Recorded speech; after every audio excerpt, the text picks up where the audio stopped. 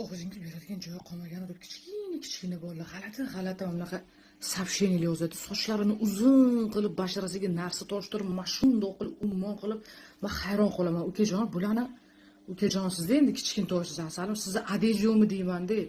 Ayol kishini tarbiyasi yetmaydi uncha o'g'ilga-da. Точно tarbiyasi. Menimcha sizni onangiz ajrashgan, bez ota sizni o'stiradi-da asalim. Chunki bir bunaqa tarbiyali bir tufta bolachalarni bir onangiz dunyoga sizni keltirganda 9 oy amidan tushgan zig'ir gandon kod bo'lib chiqasiz asalim. Tarbiyasiz bo'lib go'zaligi asalim uyat bo'ladi sal erkak kishi bir qo'toqlarini yuvib takoy moshniy bo'lib junchalarini olib bismillah deb ko'chaga chiqib takoy eng jaydari zo'r momentda ishlab soqqan top onajon deb onani boshiga ko'tarib yuradigan momentda go'zaligi juda ham bir xato. Tarbiyangiz onasining amiga kirib ketdi asalim. Otangiz yo'liga shu yerda точно ma'lum-da sizni.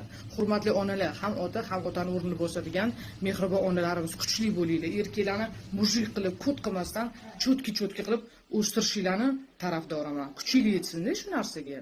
Ayye bu jet. Hozir yerda gandon bor, hozir o'shani bashar shundoq sizlarga qo'yib bering, keyin ishga ketaman.